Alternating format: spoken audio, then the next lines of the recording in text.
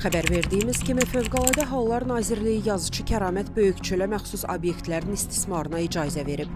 Sosial şəbəkələrdə bəzi şəxslər Kəramət Böyükçölün vaxtilə Ağ Partiya sədri Tural Abbaslıны hökumətdən pul almaqda ittiham etdiklərini xatırladıblar.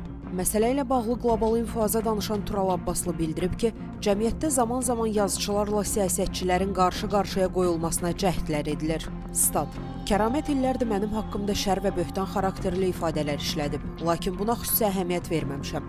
Həmin şəxsin var dövləti varsa özü bilər, yoxdursa yenə özü bilər. Mənim üçün o sadəcə Azərbaycan vətəndaşıdır. Mənim üçün əsas məsələ budur ki, həmin şəxsin siyasi proseslərə aidiyyatı yoxdur.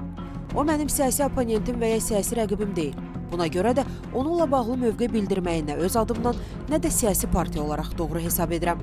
Cəmiyyət qarşısında cavab vermək istəyirsə verər, istəmirsə bu da onun öz seçimidir. Statın sonu. Qeyd edək ki, mediada yayılan məlumata görə Kəramət Böyükçölə məxsus 3 qeyri-yaşayış obyektinin ümumi sahəsi 1478 kvadrat metrdir.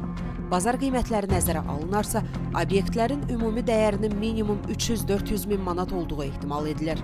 Əziz izləyicilər, xəbərlərdən məlumat əldə etmək üçün kanalımıza abunə ola bilərsiniz.